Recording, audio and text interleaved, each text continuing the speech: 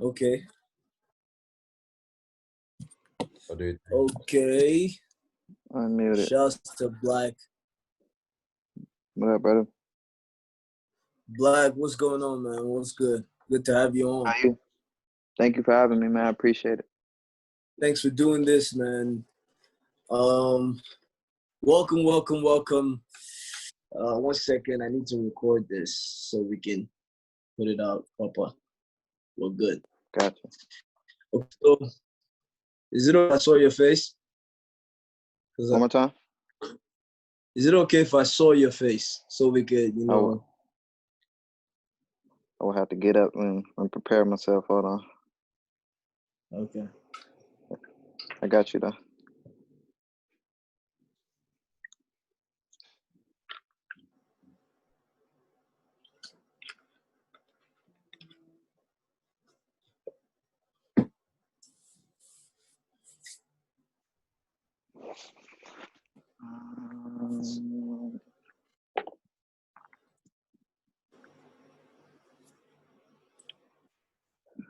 All right. Should be good to go. Yes, finally. How you, man? I'm doing good, man. How you doing? Pretty good, man. Tucked away. Trying to lay low, stay healthy. Yeah. Good to have you on this one, man. All the way from Nigeria, West Africa, Africa to the world, you know. And this is Black Live, Sheye Banks right here. And it feels good to be doing this with you. And tell us, how have you been doing, you know? Have you been dealing with the pandemic and all that stuff? I think I'm pretty much as similar to everybody else as I can be. It's been good. It's been bad. It's been some fast days, some slow days, creative days, some stagnant days. Like you just figure it out day by day. In the beginning, it was just figuring out the daily routine, and now it's just figuring out the rest of the year. Okay. All right. So Black Live. I mean, the name around here, a lot of people, you know, sometimes tend to mispronounce the name. Some people call it Six Slack. You know, some people call it Black. Some people call it Slack. You know, Six so Slack, the pronunciations are endless. Yeah. So, do you feel like you welcome all the names, or you feel like people need to learn to pronounce it right? And how were you able to deal with that when you started out in your career, and how people were mispronouncing the name? I mean, my name is just my name. I feel like for anybody in the world, if anybody mispronounces your name, they can mispronounce it all they want. It doesn't change the fact that my name has been Black. It's been Black since like middle school, elementary school, really.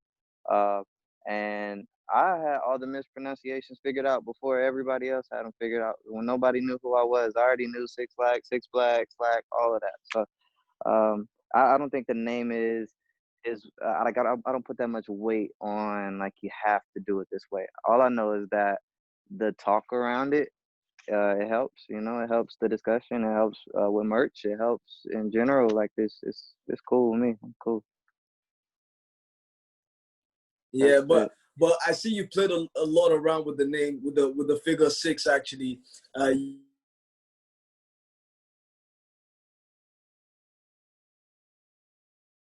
We probably don't know what 6 really means to you. Like, what does the figure 6, the number 6, what does it actually mean to you? It was just a reoccurring number in my life. Like early on, I used to always see the number a lot. I was born in the 6th month.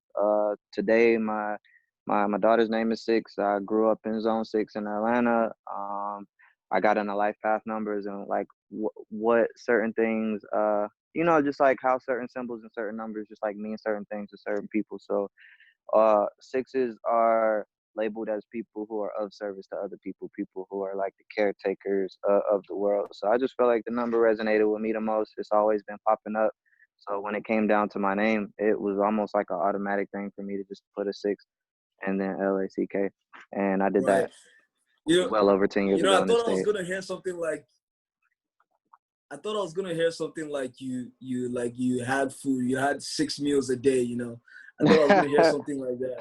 But tell us, like, how have you been? What exactly have you been up to, like, during this time? You know, besides making music, what else have you been up to? Honestly, just taking the time to get all my personal like relationships in order and like iron things out the way that they need to be. I think that quarantine and like everything that's been going on has kind of forced all of us to focus on what's important versus talking about all the other stuff that we were just kind of on go doing. Like I think we were all just going and we didn't really realize how fast we were going. It was in the club in the we was in the club, at the party, outside, with our outfits, in the car, moved. Like it was just so much going on to the point where I think the world literally just had to stop for a second and just like think, restructure, get creative, figure out ways to sustain like long term versus going, you know, day by day and just doing whatever the fuck we wanted to do. Facts, facts. I'm sure that's giving you more time to spend with your daughter as well. You know. Yep. Just came from Elena not too long ago, and I'm going back maybe in like a week or two. But yeah, more time to spend at home, more time to spend with my relationships, more time to spend like with my engineer, my producer, and just talk about whatever we want to do next. Um, More time to get my trust and my will and everything in order. Like it's been like I didn't have to sit down and actually think about like a lot more these past couple of months. But I'm not opposed to it at all. It's been a learning lesson. That's it. Nice. But tell us what has fatherhood been like, you know, since, you know, having your kid and everything. How's being a father been like to you? You know, tell us about that. It's an everyday learning experience. You know, it's a blessing. It is something that I just kind of take and carry with me every single day. So in my life, I felt like I was kind of getting by being vague a little bit, you know, in my personal life. Like I can describe what's going on in my music like verbatim, but I was a little bit vague in my personal life, and having a daughter just makes you think about what you're doing. Like I have to be able to explain things very clearly to her, so I can't be vague with her, meaning that I can't be vague at all anymore. So it's just been something that helped me like you learn more from them, you know, in the early years than I think they could ever learn from you. Did it shape a little bit of your music, like, you know, how you release music and what you share with your music? Did it shape any part of it? Yeah, absolutely. Used to Land a Love Letter, the album before this last EP. She was right on the front, and that album was me just kind of guiding people through like how I felt as far as like the update in my life. Like after success, after problems, after the first album, a lot of people think that it's just a or you know, it's an easy ride or a different ride after that. And I was like, nah, I have a kid now. I got, you know, I have finances to manage now. I have to figure out things for other people and put other people in position to do the same thing for themselves. And I have personal relationships that need working on. So she definitely has shaped what I do and continues to shape what I do. I know that she's going to be able to listen back and look back and see like a lot of the stuff that I did specifically for her. Nice. And speaking about, you know, a lot of stuff that shaped you, I feel like the deal you signed with Florida back in 2011 had a lot to do with your growth, you know, and Yeah. how you saw the music business as well in the future. I feel like it was also one of your toughest times as an artist. Could you tell us how that was like and what you would like to, you know, share with fast rising talents, you know, before they sign deals and, you know, get if they would rather want to go independent? Tell us what you'd like to say to them. Honestly, just read the contracts and know what you're reading. You know, it's just one thing to just look over it, but also if you don't know something, I think that my best and biggest job that I've been doing so like while I've been in the industry is if I have a question as far as my managers or my business managers or lawyers or anything, I'm asking, you know, like what does that mean? What does that mean? No question is too stupid. Uh and you can't ask anything like too many times. Ask as many times as you need to ask until you know what it is and why it's that way. So, yeah, just know what you're signing and have people around that care about explaining that to you. Absolutely. Shout out to you. Let's come to Africa a little bit, you know. And it used to be Africa to the world, right? But right now, if I'm being very honest and a little modest, but with some bit of cocky, it's the world to Africa, you know? Right. So right now, Africa is like the future, you know. If you're black, you're African. And Afrobeats is the sound. I know you're an R&B artist, but what's your take on Afrobeats? And do you ever see yourself like doing Afrobeats anytime soon? Yeah, love Afrobeats, man. Big fan of Rima, big fan of Burna Boy. And I have a lot of digging and learning to do once I like come over to Nigeria, like as far as new artists to get up on and things to learn. So Afrobeats has always been like a very, very interesting sound to me because, and besides like the 4 a.m. track that's out and like maybe like a couple other like brief little moments that I've done, I've also worked on other songs that do have more of an Afrobeats feel to it, just because the tempo and the skip and like the bounce of it is just something that you could find any pocket, and like you could find the most creative pocket in Afrobeats music. So, uh, I definitely think as time goes on, it'll be something that I get to like dabble in more and learn more about. The video for 4 a.m. you shot it in Ghana, right? Yep.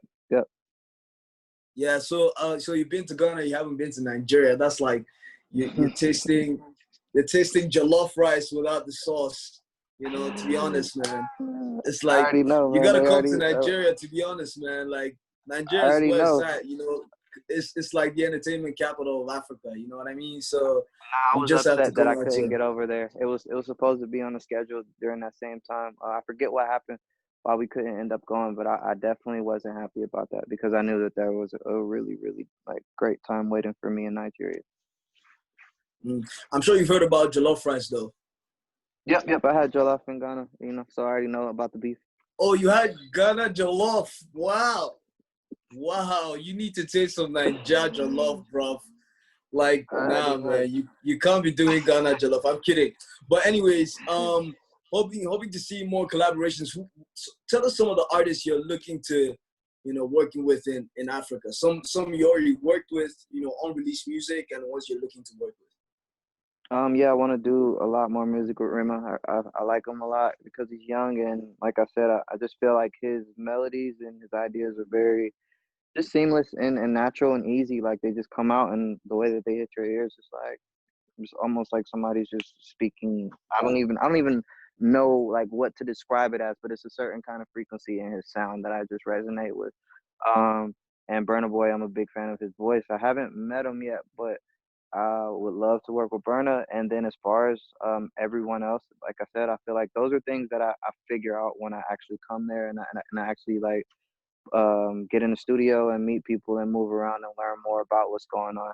So that would be for you to suggest to me, like, who am I supposed to be working with? You could always let me know. Definitely, man. If I'm gonna give like a list, I probably will run out of time. Like there's a bunch of talents out here, and Nigeria is so blessed. Africa is actually so blessed. There's Mr. Easy, King of the digitals, the streaming numbers. There's Joe Boy, there's Rema, there's Fireboy, there's David, there's Wiz, there's Burna, there's Tiwa, there's Yemi Alade. I'm about to say, send me a playlist. And the genres are so large. Send me a playlist. I'm about to say, if you can, if you have a playlist that you listen to on your own or anything. Oh, definitely. Just send it over. Definitely, I'll send it across, man. And definitely, hopefully, you can definitely come out here, do one or two things for us, and then we'll definitely love to have you. I'm more. So yeah, you dropped the EP, 6-pack hot EP, right? Mm-hmm. And it's a beautiful body of work, if I'm really gonna say. And you shot the video for the song with Lil Baby, right? And it's quite interesting to say you only had one collaboration or one feature on that project. Why exactly did you make that happen? Lovely video, by the way, but tell us exactly why was there just one collaboration? Why do you have just one collaboration on that project? Because usually I don't plan for collabs. Like I just make a lot of my music on my own, with my people. And if ever there's a moment where something's missing, like with No More Rights, I had made the song. Sometimes I'll do something where I like make a verse and a hook and I'll stop in the middle of making a song. And I'll just drive around to it for a few weeks. And by then I'm just thinking like it's missing something, but it's not missing me. Like it doesn't need a second verse from me or it doesn't need anything else from me. So who is it missing?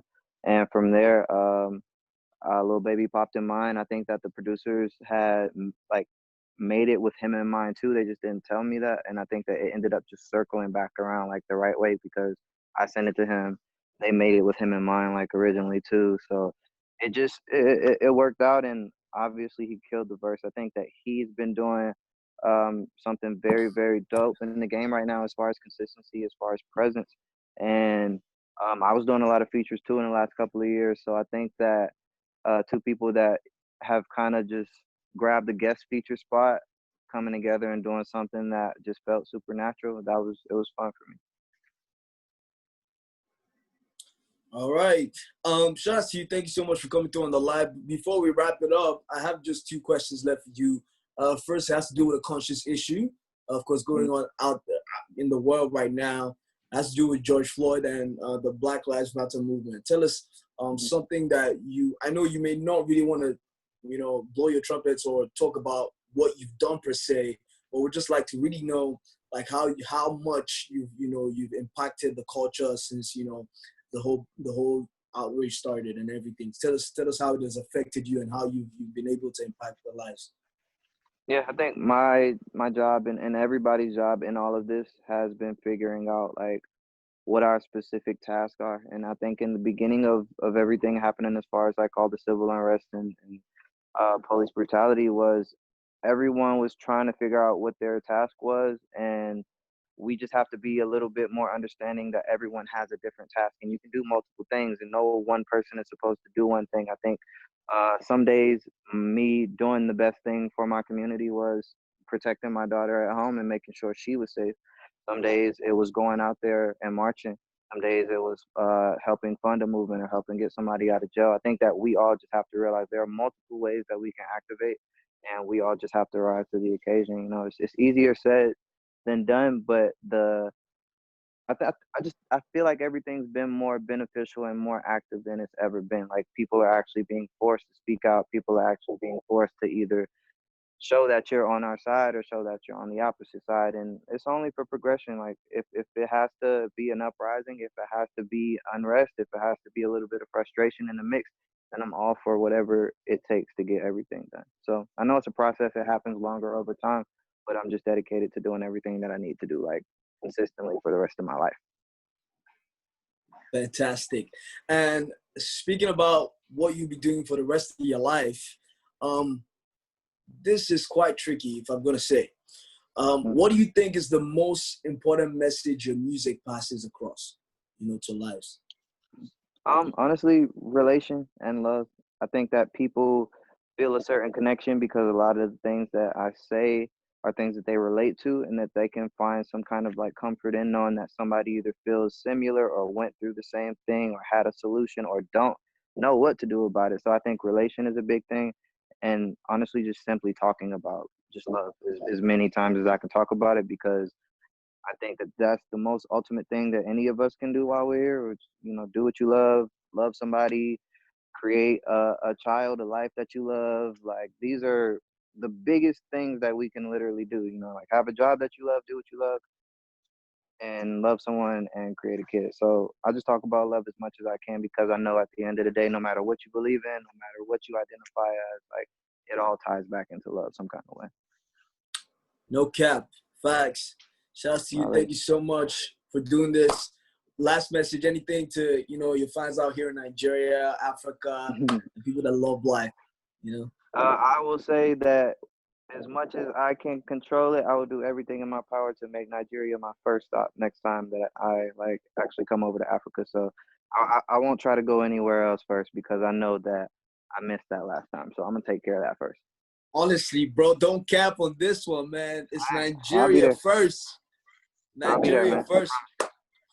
Got it. Shout out to you. Thank you so much for coming through, man. Appreciate it. Bless, man. Bless up. Have a nice day. Peace. Peace.